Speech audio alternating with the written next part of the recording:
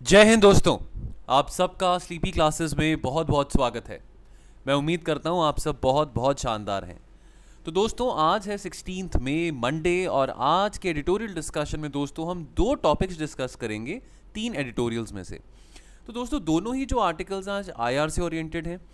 देखिए दोस्तों, एक तो आर्टिकल हम डिस्कस करेंगे, ये दो जगहों से हम डिस्कस करेंगे जो फिनलैंड ने अभी नेटो ज्वाइन करने का फैसला किया है।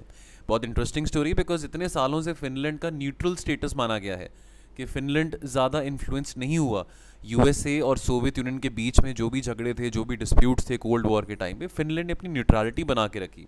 इसको हम आमतौर पर फिनलैंडाइजेशन भी कहते हैं, ठीक है। लेकिन अभी ये रशिया और यूक्रेन के झगड़े के कारण, अब देखिए, अब बहुत पेचीदा बात है कि रशिया एक तरफ कोशिश कर रहा था यूक्रेन को नेटो से, ताकि यूक्रेन नेटो का हिस्सा ना बने और कैसे नेटो को कंटेन करा जा सकता है, लेकिन ये तो उल्टा काम हो रहा है। यहाँ पे तो नेटो की एक्सपेंशन देखने को मिल रही है, ठीक है।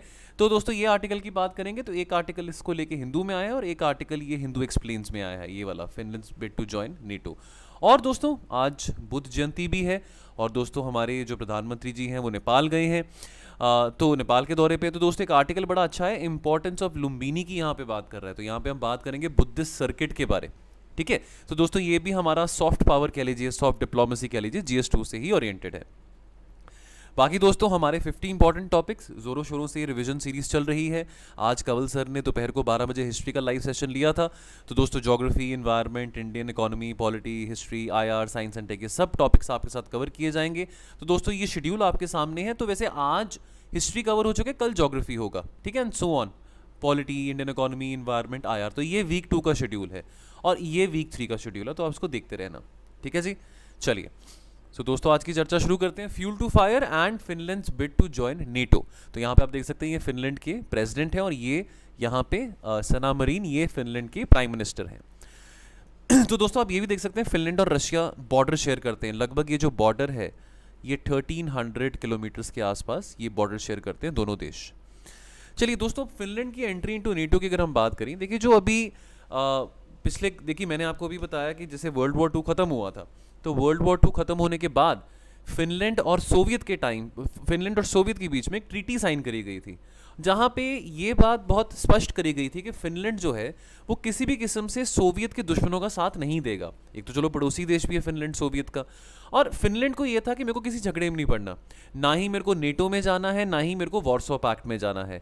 तो काइंड ऑफ जैसे हम इंडिया की बात करते हैं ना, इंडिया जैसे नॉन अलाइंड था, तो kind of like non alignment ही आप समझ लीजिए। फिनलैंड एक न्यूट्रल स्टेटस मेंटेन करके रखा था, ऑल्दो फिनलैंड बिल्कुल इमीडिएट नेबर था सोवियत यूनियन का, and Finland wanted to develop excellent trade relations not only with the Soviets but also with the waste.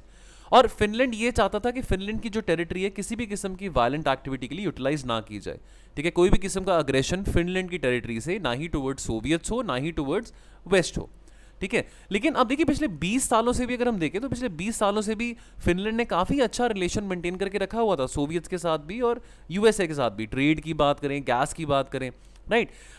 Even though देखिए, अब हमने 2008 से लेके 2012 के बीच में हमने अमेरिका से लेके यूरोपियन यूनियन में क्राइसिस देखा है ना।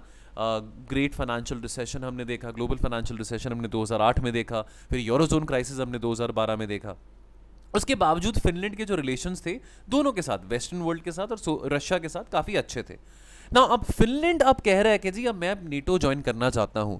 In fact so and so Finland के साथ साथ स्वीडन ने भी इस बात की इच्छा जताई है कि भाई देखो, आमतौर पे तो हम मिलिट्री अलायंसेस का कभी हिस्सा नहीं बने थे, ठीक है। अब ये नॉर्डिक देश है ना, फिनलैंड हो गया, स्वीडन हो गया, आपका डेनमार्क हो गया, ठीक है, नॉर्वे हो गया, आइसलैंड हो गया, ये नॉर्डिक देश हैं। अब ये जो नॉर्डिक कंट्रीज हैं, बाल्टिक स्टेट्स जो हैं, अच्छा एक बात आप याद रखना, ये फिनलैंड जो है ये बाल्टिक स्टेट्स में नहीं आता, ठीक है। बाल्टिक स्टेट्स में आपका लिथुएनिया, एस्टोनिया और लाटविया, ये 3 देश जो हैं आपके बाल्टिक स्टेट्स में आते हैं, ठीक है। अब चलो नॉर्डिक और बाल्टिक स्टेट्स की अगर हम बात करें तो अब इनको चिंता है, रशिया यूक्रेन की जो लड़ाई चल रही है, तो रशिया का अग्रेशन देके ये भी चिंतित है अपने सिक्योरिटी को लेके, क्योंकि इनको भी पता है कोई कलेक्टिव स्ट्रॉन्ग, कोई यूरोपियन सिक्योरिटी आर्किटेक्चर तो है नहीं इतना। यूरोप का जो सिक्योरिटी आर्किटेक्चर है वो नेटो के ऊपर ही डिपेंडेंट है। अब संडे को फिनलैंड के जो प्रेसिडेंट हैं और जो फिनलैंड के जो प्राइम मिनिस्टर हैं सना मरीन, उन्होंने बोला है कि भाई Finland must must apply for NATO membership. That is very interesting because ये दोनों देश फिनलैंड भी और स्वीडन भी कितने सालों से न्यूट्रल स्टेटस मेंटेन करके इन्होंने रखा हुआ था। और इनका ये कहना है कि भाई देखो, नेटो की मेंबरशिप अगर मिलती है स्वीडन को या फिनलैंड को, तो इससे जो सिक्योरिटी है और स्टेबिलिटी है बाल्टिक और नॉर्डिक रीजन में इन देशों, अब देखिए बाल्टिक स्टेट्स की अगर हम बात कर ही रहे हैं तो लाटविया, एस्टोनिया, लिथुएनिया, तो ये तो नेटो का जो हिस्सा है 2004 से ही है, ठीक है। तो इनकी तो नेटो की मेंबरशिप काफ़ी टाइम से है। ये अब अगर हम बात करें डेनमार्क की, अगर हम बात करें नॉर्वे की, तो ये तो नेटो के फाउंडर कंट्रीज ही थे, फाउंडर नेशंस में से आते हैं। लेकिन बहुत लंबे समय से फिनलैंड और स्वीडन का कुछ दूर दूर से लेना देना नहीं था नेटो के साथ, ठीक है। नाउ अब प्यूटिन क्या चाह रहे थे, प्यूटिन ने जो भी 3 महीना हो गया जितना हंगामा चल रहा है यूक्रेन में, प्यूटिन तो चाह रहे थे कि कैसे कंटेन करना नेटो को, लेकिन ये तो नेटो एक्सपैंड हो रहा है यहाँ पे, ठीक है। दोस्तों यहाँ पे नॉर्डिक कंट्रीज की क्योंकि बात चली, तो ये नॉर्डिक कंट्रीज की यहाँ पे हमने बात, यहाँ पे जो शेडेड है कंट्रीज, स्वीडन हो गया, नॉर्वे हो गया, ठीक है, फिनलैंड हो गया, फिनलैंड की राजधानी हेलसिंकी है ना, ये मनी हाइस्ट में कैरेक्टर का नाम भी था हेलसिंकी, आपको याद होगा। डेनमार्क हो गया, है ना। तो ये दोस्तों ये कंट्रीज, आइसलैंड भी है, वो भी आपका नॉर्डिक कंट्रीज में आता है। तो यहाँ पे अगर आपको एक एक्रोनिम भी याद रखना ना, तो आप ऐसे फाइंड्स के नाम से ऐसे एक्रोनिमिक बना के आप नॉर्डिक देशों का नाम याद रख सकते हैं, ठीक है जी। फिनलैंड, आइसलैंड, आपका नॉर्वे, डेनमार्क और स्वीडन, फाइंड्स करके आपका एक्रोनिम बन गया, ठीक है ना। अब रशिया और फिनलैंड की बात करें, Russia and Finland in world war 2, ठीक है। देखिए अब स्टालिन ने इन्वेड किया फिनलैंड को 1939 में, 1939 में वर्ल्ड वॉर 2 आपकी शुरू होती है ना। तो अब देखिए अब उसके बाद क्या हुआ, अब यहाँ पे जब स्टालिन ने इन्वेड करा तो देखिए अब फिनलैंड, स्टालिन ने फोर्स किया फिनलैंड को to sign the Moscow peace treaty, जहां पे लगभग 9% जो फिनलैंड की टेरिटरी थी वो यूएसएसआर ने, उस वक्त यूएसएसआर आज के टाइम का रशिया, उसने हड़प ली। एक साल के बाद 1940 में फिनलैंड ने जर्मन नाजीज के साथ अलाय करके अटैक करा सोवियत ट्रूप्स को, ठीक है। लेकिन अगेन ये ज्यादा कामयाब नहीं हो पाए, अल्टीमेटली पीस वाज रिस्टोर्ड। वैसे तो जर्मनी भी बहुत बुरी तरह से हारा था रशिया से, तो piece was ultimately restored, piece was established along the 1300 जो ऑड किलोमीटर बॉर्डर है फिनलैंड और रशिया के बीच में, ठीक है। अब देखिए ये अब काफ़ी, अब देखिए इस बात को कितने साल हो चुके हैं, है ना, इस बात को इतने 1940 से लेके आज तक फिनलैंड ने पंगा नहीं लिया रशिया के साथ। लेकिन अभी यूक्रेन के क्राइसिस के कारण अब सिक्योरिटी कंसर्न्स जाग उठे हैं फिनलैंड और स्वीडन के, जिसके चलते वो अब थोड़ा चाह रहे हैं कि वो नेटो के मेंबर बने। अब यहाँ पे फिनलैंड और सोवियत ट्रीटी की बात करते हैं। यहाँ पे दोस्तों एक बात याद रखिए कि ये जो फिनलैंड सोवियत ट्रीटी 1948 की है, आपका नेटो जो है, नेटो कब बना आपका 1949 में बना है नेटो, ठीक है। उस तरह से जो वॉर्सो पैक्ट है आपका 1955 में बना है। तो ये चीज़ें आपको याद रहे, है ना, बिकॉज नेटो, वॉर्सो पैक्ट, ये चीज़ें काफ़ी न्यूज़ में रही हैं पिछले एक साल में। सो इसको लेके हम बनाएंगे, शॉर्ट्स भी बनाएंगे, डिस्कस भी करेंगे रिवीजन सीरीज़ में। लेकिन नेवरदलेस ये साल आपको याद रहे, बिकॉज कई बार ऐसे स्टेटमेंट्स आ जाती हैं फिर हमको नहीं पता चलता कि वो कौन सी करेक्ट है कौन सी नहीं है, तो हम गलत कराते हैं। तो हमको ये चीज़ याद रहे। अब यहाँ पे फिनलैंड और सोवियट्स के बीच में एक ट्रीटी साइन की जाती है, उसका नाम है YVA ट्रीटी। तो ये जो अग्रीमेंट है दोस्ती का, कोऑपरेशन का, म्यूचुअल असिस्टेंस का, 1948 में साइन किया जाता है। और ये जो ट्रीटी थी, ये निर्धार बनता है फिनलैंड और सोवियत के रिश्तों के बीच में 1948 से लेकर 1992 तक, ठीक है जी। नाउ अब इस ट्रीटी के चलते, जो कि 6 अप्रैल 1948 को साइन करी गई थी, सोवियट्स ने ये कहा था कि भाई देखिए, अब देखिए अब वर्ल्ड वॉर 2 के बाद जर्मनी का बंटवारा हो चुका था। वेस्टर्न पार्ट ऑफ जर्मनी जो था वो अमेरिका और यूके के अंडर था, और जो ईस्टर्न पार्ट ऑफ जर्मनी था वो सोवियट्स के अंडर था। अब इसके चलते अब सोवियट्स ने ये कहा कि भी देखो, अगर जर्मनी या उसके दोस्त, अब जर्मनी और उसके दोस्त कौन होंगे, अब देखिए ईस्ट जर्मनी तो सोवियत के पास है, यानी कि अगर यूके, यूएसए, फ्रांस, बिकॉज अब क्लियरली वर्ल्ड वॉर 2 के बाद हम देखते हैं कोल्ड वॉर का एरा शुरू हो जाता है। तो उसने एक बात फिनलैंड को बहुत कैटेगोरिकली कही, देखो भी फिनलैंड, भाई आप अपना इंडिपेंडेंट हो, ठीक है, हमको आपसे कोई लेना देना नहीं है, आपकी टेरिटरी आपको मुबारक हो, आप सॉवरेन हैं, सब बढ़िया है, लेकिन आपकी टेरिटरी कोई भी नेटो का देश, नेटो मेंबर नहीं यूज़ करेगा। चलो उस वक्त नेटो नहीं बना था, लेकिन उस वक्त 1948 में यूएसएसआर का ये कहने का मतलब था फिनलैंड को कि जो जर्मनी है उसके जो दोस्त हैं, यूके, यूएसए, फ्रांस, है ना, ये सब आपकी टेरिटरी यूज़ नहीं करेंगे मेरे ऊपर अटैक करने के लिए, यानी कि यूएसएसआर के ऊपर अटैक करने के लिए। और अगर आपको ज़रूरत पड़ती है, अगर आपके ऊपर प्रेशर डाला जा रहा है, तो आप मुझसे भी मदद मांग सकते हैं, मेरी मिलिट्री, यानी कि सोवियत यूनियन कह रहा था कि आप मेरी मिलिट्री की भी मदद दे सकते हैं, लेकिन आपकी टेरिटरी यूज़ नहीं होनी चाहिए किसी भी किस्म के अटैक के अगेंस्ट टुवर्ड्स यूएसएसआर, और आप भी मुझसे कोई पंगा नहीं लेंगे, आप भी मुझसे कोई लड़ाई नहीं करेंगे। तो ये बातें यहाँ पे friendship, cooperation and mutual assistance की ट्रीटी में बात करी गई थी। ठीक है जी। अब रशिया क्या क्या रिस्पॉन्स है इसको लेके, देखिए रशिया के जो, देखिए अब पिछले 3 महीनों से बड़ी अजीब अजीब स्टेटमेंट सुनने को मिल रही है। रशिया के जो फॉरेन अफेयर्स मिनिस्टर हैं सर्गी लावरोव, उन्होंने ये कहा था, अभी हफ्ता ही हुआ था लड़ाई हुई को रशिया यूक्रेन के बीच में, कि भी अगर तीसरा अगर विश्व युद्ध हुआ तो ये फिर न्यूक्लियर वॉर होगा। अब उनकी कितनी बार न्यूक्लियर वेपन्स का ये जो वर्ड, कितनी बार इस चीज़ का इस्तेमाल कर चुके हैं कि जी न्यूक्लियर वॉर होगा, और रशिया को कोई हेसिटेशन भी नहीं है कि अगर उन्हें न्यूक्लियर वॉर करना हो, जो कि बहुत ही डेवस्टेटिंग इंपैक्ट हो सकता है पूरी दुनिया के लिए। अब रशिया क्या कह रहा है, रशिया कह रहा है कि देखो आप फिनलैंड, आप अपने आप को क्या समझते हो, हमने अगर अपनी हाइपरसोनिक मिसाइल डिप्लॉय कर दी आपके टुवर्ड्स, तो हाइपरसोनिक मिसाइल कौन सी होती है, हाइपरसोनिक मिसाइल वो होती है जिसकी जो स्पीड होती है वो साउंड से भी ज्यादा होती है। ठीक है, which is 5 times the speed of sound. ठीक है, यानी कि मैक 5 एंड अबव, तो Mach 5 means 5 times the speed of sound. ठीक है, साउंड की स्पीड कितनी होती है, 343 मीटर पर सेकेंड साउंड की स्पीड होती है।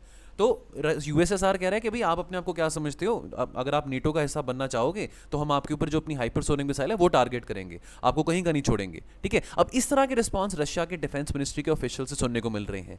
तो ऑब्वियसली अब ये बात तो अच्छी नहीं है। ठीक है, अब अगर इस तरह के रिस्पांस अगर रशिया के डिफेंस ऑफिशियल्स अभी कह रहे हैं, तो जाहिर सी बात है कि फिनलैंड और स्वीडन को अपनी सिक्योरिटी का तो खतरा है ही है। ठीक है, now one would expect NATO membership to allay Finland and Sweden security concerns to reasonable degree, कि कल को अगर रशिया अपना ये मस्कुलर एग्रेशन जो दिखाने की कोशिश कर रहा है नॉर्डिक देशों को, बाल्टिक देशों को, यूक्रेन की लड़ाई के चलते, तो एटलीस्ट उनको श्योरिटी तो मिलेगी कि चलो अगर हम नेटो का मेंबर बनते हैं तो एटलीस्ट हम अपनी सिक्योरिटी को स्ट्रेंथन कर सकते हैं। नाउ व्हाट लाइज अहेड, देखिए आज के टाइम पे फिनलैंड डायरेक्टली तो पंगा नहीं ले सकता रशिया के साथ। अब अगर कहें कि फिनलैंड डायरेक्टली अपने जो मिलिट्री डिप्लॉयमेंट है along the border of Finland और रशिया वो डिप्लॉय करते तो ये बात पॉसिबल नहीं है। लेकिन नेटो का शेल्टर लेके under the membership of NATO definitely वो अपनी जो डिफेंस स्ट्रेंथ है, जो डिफेंस प्रिपेयर्डनेस है, वो बढ़ा सकता है। ठीक है, देखिए अब फिनलैंड और स्वीडन अब सॉवरेन कंट्रीज हैं, अब वो फ्री हैं, किसी भी अलायंस का हिस्सा बनना चाहें, चाहे वो न्यूट्रल रहना चाहें, चाहे वो किसी भी अलायंस का वो मेंबर बनना चाहें, कोई ऐसी बात तो नहीं है, उनकी अपनी सॉवरेनिटी है। लेकिन सबसे बड़ा सवाल यहाँ पे दोस्तों ये खड़ा होता है कि European Union as a whole, now European Union as a whole, उनके सामने एक सवाल ये है कि इस तरह से जो एक्सपेंशन नेटो का हो रहा है, क्या इससे यूरोपियन यूनियन में पीस और स्टेबिलिटी ज्यादा लंबे समय तक रहेगी कि रशिया फिर से भड़कता रहेगा। ठीक है, तो अब रोड हेड फॉर मॉस्को की अगर हम बात करें, रशिया की भी बात करें, तो अब देखिए रशिया के पास भी ज्यादा दोस्त नहीं है। अब 3 महीने होने को आ गए यूक्रेन की, देखिए यूक्रेन की तो नेवी भी नहीं थी इतनी स्ट्रांग, ठीक है, as compare to Russian army, Russian air force. अब 3 महीनों से रशिया अभी तक पूरा सक्षम नहीं हो पाया यूक्रेन को हराने में। ठीक है, यूक्रेन के जो सिविलियंस हैं, यूक्रेन के जो लोग हैं, वो सड़कों पर आके लड़ रहे हैं रशियन आर्मी के साथ। ठीक है, तो क्लियरली अब रशिया के भी जो ऑप्शन है वो काफी कम होते दिखाई दे रहे हैं। और अब उनके जो थोड़े बहुत जो दोस्त बचे थे, या कह लो जो न्यूट्रल जो नेशंस थे, अगर हम स्वीडन या फिनलैंड की बात करें, वो भी अगर नेटो का हिस्सा बन जाता है तो वो रशिया के लिए बहुत चिंता की बात है। ऑलरेडी बहुत सारे जो देश हैं, यूरोपियन यूनियन के जो देश हैं, ये चाहते हैं आने वाले समय में इनकी डिपेंडेंसी रशिया के ऊपर ना रहे as far as the gas imports is concern. और यहां पे दोस्तों इंडिया और फिनलैंड के बीच में भी अगर बात समझनी हो, देखिए फिनलैंड और स्वीडन जो है they have remain neutral after the second world war. और देखिए अब ऑल्दो डेनमार्क और नॉर्वे दोनों पड़ोसी देश है फिनलैंड और स्वीडन के, नॉर्डिक रीजन में से आते हैं, वो फाउंडिंग मेंबर्स थे नेटो के, लेकिन ये दोनों देश बहुत इंपॉर्टेंट पार्टनर्स इंडिया के लिए भी हैं। जैसे फिनलैंड और स्वीडन ने न्यूट्रलिटी बना के रखी कोल्ड वॉर के टाइम पे, उसी तरह से इंडिया ने भी अपना नॉन अलाइन का जो ट्रेडिशन था काफी टाइम तक उसने एक्टिव रखा था इंडिया ने। ठीक है, तो नॉन अलाइनमेंट भी, जैसे नेहरू जी ने नॉन अलाइनमेंट की जो फिलॉसफी शुरू करी थी कि भी ना हम यूएसए के कैंप में जाएंगे, ना हम यूएसएसआर के कैंप में जाएंगे, लेकिन जरूरत पड़ने पर हमको अगर हेल्प चाहिए होगी किसी से भी, अमेरिका से या सोवियत से, तो हम हेसिटेट नहीं करेंगे। ठीक है, और इवन दो इंडिया, स्वीडन और फिनलैंड ने in the past they have joined hands to show cooperation कि कैसे हम न्यूक्लियर आर्म्स कंट्रोल के लिए हम ज्यादा प्रमोट कर सकते हैं, आवाज उठा सकते हैं। जो न्यूक्लियर आर्म्स रेस अभी फिर से देखने को मिलेगा, जो न्यूक्लियर आर्म्स रेस का इस बात का डर है कि न्यूक्लियर आर्म्स रेस अभी फिर से ना देखने को मिले, लेकिन इन द पास्ट इन तीनों देशों ने कोशिश करी है कि कैसे न्यूक्लियर आर्म्स कंट्रोल की जो बात है बिटवीन वॉशिंगटन मॉस्को, इसको लेके कैसे और बढ़ावा दिया जा सकता है। चलिए, तो दोस्तों आगे बढ़ने से पहले आपको एक और इन्फॉर्मेशन देना चाहता हूं। तो अगर आप चाहें तो आप अपने इंडिविजुअल कोर्सेज भी क्रिएट कर सकते हैं दोस्तों। अब कोई ज़रूरी नहीं कि आपको पूरा का पूरा अगर आप चाहते हैं, अगर आपको लगता है कि मेरी इकोनॉमी वीक है या मेरी इंटरनल सिक्योरिटी में मेरे को समझ नहीं आता कि क्या पढ़ना है, या हिस्ट्री वीक है, ठीक है, या साइंस एंड टेक वीक है, तो आपको ज़रूरी नहीं है कि आपको पूरा का पूरा PCM का कोर्स लेना है। ये भी ऑप्शन आपके लिए अवेलेबल हमने यहाँ पे रखा हुआ है कि आप अपने इंडिविजुअल कोर्सेज बाय कर सकते हैं, whether it's geography, whether it's IR, whether it's ethics, social issues हैं, एनवायरमेंट है, हिस्ट्री है, तो जो भी है। पर सब्जेक्ट जो फीस है वो 6000 रुपीज़ है, और ये सब फीचर्स हैं जो आपको प्रोवाइडेड रहेंगे। इसमें आपको कंटेंट मिलेगा, वीडियो कंटेंट मिलेगा, साथ में PDF मिलेगा, और जो भी कंटेंट होगा आपको जो PDF फॉर्म में मिलेगा, या जो भी हम वीडियो में भी आपको कंटेंट शेयर करेंगे, वो दोनों ही ओरिएंटेड रहेगा, प्रीलिम्स ओरिएंटेड भी रहेगा और मेंस ओरिएंटेड भी रहेगा। सबसे अच्छी बात, इसमें आपको मंथली करंट अफेयर्स अपडेशन भी मिलेगी। तो इसके बारे में इन्फॉर्मेशन लेने के लिए वेबसाइट पर विजिट जरूर कीजिएगा। चलिए, तो अगला आर्टिकल, ये आज का लास्ट आर्टिकल रहेगा, इंपॉर्टेंस ऑफ लुम्बिनी, इसकी बात करेंगे। देखिए, बहुत लंबे अरसे से कोई भी भारत का प्रधानमंत्री लुम्बिनी नहीं गए हैं, ठीक है। अब मोदी जी अब लुम्बिनी गए हैं, नेपाल के दौरे पे गए हैं। अब देखिए, यहाँ पे एक पर्सनल डिजायर भी आ जाती है और यहाँ पे पॉलिटिकल और स्ट्रेटेजिक गोल्स भी आ जाते हैं। अभी दुनिया भर में देखिए कितना हंगामा मचा हुआ है, कितना ज़्यादा वायलेंस है, ठीक है, कितनी लड़ाई हो रही है, कितना नफरत की भावना देशों के बीच में, लोगों के बीच में भरी हुई है। हम चलो ज़्यादा दूर क्या जाना, इंडिया की भी अगर बात करें, इंडिया में भी कितने कम्युनल टेंशन हमने देखे हैं, खास करके पिछले 1 महीने में। तो प्रधानमंत्री जी का ये जो दौरा नेपाल को और खास करके लुम्बिनी को, अब इंडिया को as a land of Buddha कहा जाता है। अब देखिए, अब यहाँ लुम्बिनी जो है गौतम बुद्ध की ये बर्थ प्लेस है, ठीक है। अब उस टाइम पे तो पार्टीशन नहीं हुआ था, उस टाइम पे तो इंडियन सब कॉन्टिनेंट ही कहते थे, तो इंडिया को as a land of Buddha कहा जाता है। गौतम बुद्ध ने यहाँ पे बोध गया में एनलाइटनमेंट, निर्वाण भी अटेन किया था। तो प्रधानमंत्री की जो विजिट है इस टाइम पे बहुत स्ट्रेटेजिक एक मोमेंट है, जहाँ पे प्रधानमंत्री जी लुम्बिनी जा रहे हैं, और ये मैसेज दुनिया को जा सकता है कि भाई हम अमन चाहते हैं, शांति चाहते हैं, कंपैशन चाहते हैं, और हम हमारी सभ्यता, इंडियन सब कॉन्टिनेंट की बात करें, हम हमेशा नॉन वायलेंस के लिए ही हमने स्टैंड लिया है। हम ट्रू मायने में जो हम कहते हैं that we are the land of Gandhi, we are the land of Buddha, we are the land of Ashoka, we are the land of Akbar, तो उन वैल्यूज को प्रमोट करने के लिए बहुत सुनहरा अवसर है। और इंडिया नेपाल के बीच में देखिए, नेपाल की आर्थिक स्थिति भी बहुत अच्छी नहीं है। अभी कुछ दिन पहले हमने डिस्कस भी किया था कि नेपाल भी बहुत ग्रेव इकोनॉमिक क्राइसिस से गुजर रहा है, ठीक है। तो बहुत अच्छा मौका है इंडिया नेपाल को अपने रिश्ते भी सुधारने का, बिकॉज काफी 2-3 साल से देख रहे हैं कि काफी अप्स एंड डाउन्स भी आ रहे हैं इंडिया नेपाल के पर्सनल रिलेशंस में, बायलैटरल रिलेशंस में भी।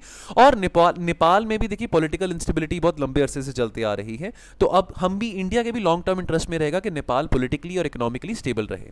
अब देखिए, यहाँ पे इंटरेस्टिंग बात यह आती है कि लुम्बिनी की बात करते हैं, तो देखिए भारत हमारी सभ्यता का हिस्सा है लुम्बिनी। लुम्बिनी हो, कपिलावस्तु हो, बोध गया हो, लेकिन उसके बावजूद चाइना की जो प्रेजेंस है लुम्बिनी में बहुत बढ़ रही है। इनफैक्ट जो सबसे बड़ी मोनास्ट्री है that has been build by the Chinese, जो कि जिन्होंने स्पॉन्सर करा है और सपोर्ट करा है इंटरनेशनल कॉन्फ्रेंसेस को बुद्धिज्म के ऊपर इन नेपाल। अब Chinese mind is a communist nation, ठीक है। अब कम्युनिस्ट जो लोग होते हैं वो धर्म को इतनी महत्वता नहीं देते हैं, लेकिन उसके बावजूद चाइना अपना जो सॉफ्ट पावर वाला कार्ड है, नेपाल में, म्यांमार में, श्रीलंका में बुद्धिज्म वाला जो कार्ड है वो बहुत अच्छा प्ले कर रहा है, ठीक है। इनफैक्ट कोविड से पहले देखिए नेपाल की इकोनॉमी भी टूरिज्म के ऊपर बहुत डिपेंडेंट है, जैसे श्रीलंका की इकोनॉमी टूरिज्म के ऊपर बहुत ज्यादा डिपेंडेंट है।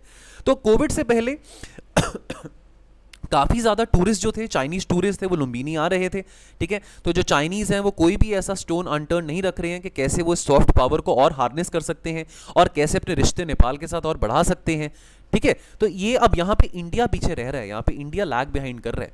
अगर हम इंडियन बुद्धिज्म की बात करें, देखिए the place of Lord Buddha's enlightenment Bodh Gaya Bihar में, ठीक है। पहला सरमन सारनाथ में, महापरिनिर्वाण कुशीनगर में। अभी अक्टूबर 2021 की ही बात है कि यहाँ पे इंटरनेशनल एयरपोर्ट की भी स्थापना करी गई थी, इंटरनेशनल एयरपोर्ट लॉन्च करा गया था, ठीक है। उस तरह से बात करें श्रावस्ती की, श्रावस्ती जहाँ पे बुद्धा जी ने प्रीच किया था फॉर मेनी ईयर्स, लेकिन इंडिया रिमेन्स वेरी अनरिप्रेजेंटेड इन लुम्बिनी, ठीक है। देखिए एक्सेप्ट फॉर द फैक्ट कि एक छोटी सी म्यूजियम बिल्डिंग हमने कंस्ट्रक्ट करी थी लुम्बिनी में लेट 1990 में, लेकिन both Lumbini and the Mahabodhi temple in बोध गए ये यूनेस्को की वर्ल्ड हेरिटेज साइट्स भी हैं। तो दोस्तों ये अब आपके प्रीलिम्स के लिए भी इंपॉर्टेंट फैक्चुअल इन्फॉर्मेशन है यहाँ पे, जिसको नोट डाउन जरूर करिएगा। लेकिन हम लुम्बिनी में इतना प्रेजेंट क्यों नहीं है, ठीक है। देखिए डिस्पाइट हम कहते हैं कि India is the land of Buddhism, लेकिन जो फुटफॉल है बुद्धिस्ट तीर्थ यात्रियों का, पिलग्रिम्स हैं वो बहुत कम है यहाँ पे, ठीक है। अब देखिए काफी सालों से हम बुद्धिस्ट सर्किट की बातें सुनते आ रहे हैं, ठीक है। अब देखिए 2016 से हम बुद्धिस्ट सर्किट की बात सुन रहे हैं। अब ये जो बुद्धिस्ट सर्किट है ये क्या करेगा, ये एक मौका देगा कि कैसे सीमलेस कनेक्टिविटी मिल सकती है और कंफर्टेबल ट्रैवल मिल सकता है जितनी भी जो मेजर जो तीर्थ स्थान है, जो पिलग्रिमेज साइट्स हैं नेपाल और इंडिया के बीच में। लेकिन बहुत सारी बातें करी गई हैं, लेकिन अभी फुली इसको एक्शन में ट्रांसलेट नहीं करा गया है। अब यहाँ पे कॉलमनिस्ट जो हैं, जिन्होंने आर्टिकल लिखा है, वो कह रहे हैं कि जो रोड नेटवर्क है इंडिया की साइड पे वो बहुत बेटर है, लेकिन जो रोड नेटवर्क नेपाल की साइड पे है वो इतना बेहतर नहीं है। तो यहाँ पे मौका है कि इंडिया कैसे अपनी इन्वेस्टमेंट नेपाल में बढ़ा सकता है। अब ये चलो कहना एक बात है, लेकिन नेपाल के जो अभी लीडर्स थे, अगर हम पहले केपी ओली जी की बात करें जो पहले प्रधानमंत्री थे, वो ज़्यादा अप्रिशिएट नहीं कर रहे थे कि इंडिया अपनी इन्वेस्टमेंट नेपाल में बढ़ाए। हम ये देख रहे थे पिछले 2 सालों में नेपाल चाइना के बहुत ज़्यादा क्लोज जा रहा था, लेकिन नेपाल में अभी बहुत ज़्यादा इन्वेस्टमेंट इंडिया कर सकता है, बहुत एम्प्लॉयमेंट क्रिएशन हो सकता है, इंफ्रास्ट्रक्चर क्रिएशन को बहुत इंडिया पुश दे सकता है। ठीक है दोस्तों, यहाँ पे बुद्धिस्ट सर्किट्स, ये जो टूरिस्ट ट्रेन है, तो यहाँ पे अगर हम देखें तो देखिए ये इंपॉर्टेंट आपकी जो बुद्धिस्ट साइट्स हैं, लुम्बिनी हो गया, श्रावस्ती हो गया, ठीक है, वाराणसी हो गया, ठीक है, बोध गया, राजगीर, नालंदा, कुशीनगर, तो ये इंपॉर्टेंट साइट्स हैं जो कि कनेक्ट करेगी जो टूरिस्ट ट्रेन है। अभी जो बुद्धिस्ट सर्किट स्पेशल ट्रेन है, ये एक एयर कंडीशन ट्रेन है और ये सिर्फ बुद्धिस्ट सर्किट डेस्टिनेशन के लिए मेंट है। This does not carry any passenger other than the tourist booked with the IRCTC। और ये ट्रेन जो है, ये सारी डेस्टिनेशन जो है, श्रावस्ती, लुम्बिनी, कुशीनगर, वाराणसी, सब डेस्टिनेशन को 14 दिनों में 2 हफ्तों में कवर करेगा और साथ के साथ आने वाले टाइम में हेलीकॉप्टर सर्विसेज और एयरपोर्ट्स की भी सुविधा दी जाएगी। तो अभी हमने डिस्कस किया था कि कुशीनगर में अक्टूबर 2021 की बात है, अभी कुछ 6-7 महीने पहले की बात है, यहाँ पे इंटरनेशनल एयरपोर्ट की भी स्थापना करी गई थी। चलिए अब बुद्धिज्म टूरिज्म की बात करें। देखिए 2016 में मिनिस्ट्री ऑफ टूरिज्म ने अनाउंस किया बुद्धिस्ट सर्किट को। ठीक है, अब इसमें अब देखिए बुद्धिज्म की अगर हम बात करें, east Asia, south east Asia, बहुत सारे पिलग्रिम्स हैं। देखिए हैरानगी की बात यह है कि बुद्धिज्म की स्थापना इंडिया में हुई थी, लेकिन अब इतने सारे बुद्धिस्ट हैं, श्रीलंका है, नेपाल है, म्यांमार है, साउथ ईस्ट एशिया में भी अगर हम चले जाएं, लेकिन इंडिया में फिर भी बहुत कम तीर्थ यात्री आते हैं। तो देखिए सरप्राइजिंग सी बात यह है कि बुद्धिज्म इंडिया में तो ओरिजिनेट हुआ था और 8 मेन बुद्धिस्ट पिलग्रिमेज साइट्स में से जो 7 बुद्धिस्ट पिलग्रिमेज साइट्स हैं वो इंडिया में ही हैं, लेकिन उसके बावजूद हमारे देश में 1% से ज़्यादा बुद्धिस्ट पिलग्रिम्स नहीं आते दुनिया भर के। तो ये थोड़ा चिंता का विषय है। ठीक है, टूरिज्म बढ़ता है तो अच्छी बात है, रेमिटेंसेस बढ़ते हैं, ठीक है, हमारे पास और करेंसी आती है, फॉरेन करेंसी आती है, ठीक है, अच्छी बात है, जॉब क्रिएशन होता है। अब नेपाल की और श्रीलंका की इकॉनमी तो सिर्फ टूरिज्म के ऊपर ही डिपेंडेंट है काफ़ी हद तक, तो हम यहाँ पे बढ़ावा दे सकते हैं टूरिज्म को भी बुद्धिस्ट सर्किट के ऊपर ज़्यादा एम्फसाइज करके। तो दोस्तों यहाँ पे अगर हम मिनिस्ट्री मैप, टूरिज्म के ministry map of Buddhist circuit की बात करें, again for the sake of repetition, तो आपका बोध गया, वैशाली और राजगीर बिहार में आ गया, कुशीनगर, सारनाथ और श्रावस्ती यूपी में आ गया और लुम्बिनी जो है नेपाल में आ गया। ना what is the way forward? देखिए दोस्तों, हम एक मास्टर प्लान तो डेवलप कर रहे हैं। अब इंडिया लुम्बिनी में अपनी प्रेजेंस बढ़ाने की कोशिश कर रहा है, लेकिन बहुत जरूरी है कि एक ऐसा मास्टर प्लान हम बोध गया के लिए भी डेवलप करें। ठीक है, देखिए बोध गया like many other Indian towns in India, एक छोटा सा टाउन है, छोटा सा शहर है, बहुत अनप्लान्ड है, केओटिक है, डर्टी है, नॉइजी है। अब टूरिज्म अगर हमने बढ़ाना है तो हमको स्वच्छता पे ध्यान देना पड़ेगा। हम स्मार्ट सिटीज़ की बात करते हैं, इंटरनेट कनेक्टिविटी की बात करते हैं, सीमलेस कनेक्टिविटी की बात करते हैं, तो बहुत जरूरी है कि आने वाले समय में हम एक मास्टर प्लान बोध गया के लिए भी बनाएं। ठीक है, और हमारी कोशिश होनी चाहिए कि कैसे हम जो पूरा का पूरा बुद्धिस्ट सर्किट है, लुम्बिनी, बोध गया, सारनाथ, कुशीनगर, इसको भी हम डिक्लेयर कर सकें यूनेस्को वर्ल्ड हेरिटेज साइट के मैप पे। चलिए दोस्तों, जाने से पहले एक PYQ, ये 2019 का एक क्वेश्चन है साइंस एंड टेक्नोलॉजी से related. Which one of the following statements is not correct? दोस्तों नॉट करेक्ट पूछा गया है, आपने कमेंट सेक्शन में बताना है कि क्या इसमें से सही ऑप्शन क्या है, यानी कि इनकरेक्ट क्या ऑप्शन है। हेपेटाइटिस बी वायरस जो है ये ट्रांसमिट होता है just like HIV। Hepatitis B जो है unlike hepatitis C does not have a vaccine. C option ये कहता है कि ग्लोबली जो नंबर ऑफ पीपल इन्फेक्टेड हैं with hepatitis B and C viruses, they are several times more than those infected with HIV। And option D ये कहता है कि some of those infected with hepatitis B and C viruses they do not show the symptoms for many years. तो आपने क्या सही option है आपने कमेंट सेक्शन में बताना है। और दोस्तों question frame from the editorials, तो Russian aggression is clearly leading to expansion of NATO rather than its objectives of containing NATO। इसको elaborate करिए, क्या व्यूज हैं आपके 200 शब्दों में। कमेंट सेक्शन में दोस्तों आप 2 या 3 सेंटेंसेस में भी लिख सकते हैं। आई नो प्रीलिम्स पास में है तो आपको टाइम नहीं लग रहा होगा आंसर राइटिंग का, लेकिन अगर आपका प्रीलिम्स इस साल नहीं है, अगले साल अगर आप वीडियो देख रहे हैं तो 2-3 सेंटेंसेस में अपने व्यूज जरूर बताइएगा। ठीक है, देखिए ये ओपिनियनेटेड है काफी, ये जो एडिटोरियल्स होते हैं इसमें ओपिनियंस आते हैं, तो क्या व्यूज हैं आपके वो जानने में, पढ़ने में बहुत मजा आता है। तो आपको I definitely comment back also अगर आप इस पर कमेंट करेंगे। और दोस्तों दूसरा ऑप्शन ये है कि why has India remained behind in harnessing the potential of Buddhist pilgrimage, इसको 200 शब्दों में आप आंसर कर सकते हैं। चलिए सो दोस्तों आज के लिए इतना ही। दोस्तों मिलेंगे कल और डिस्कशन एनालिसिस के साथ, तो आप अपना ध्यान रखिए और पढ़ते रहिए। थैंक यू सो मच, जय हिंद।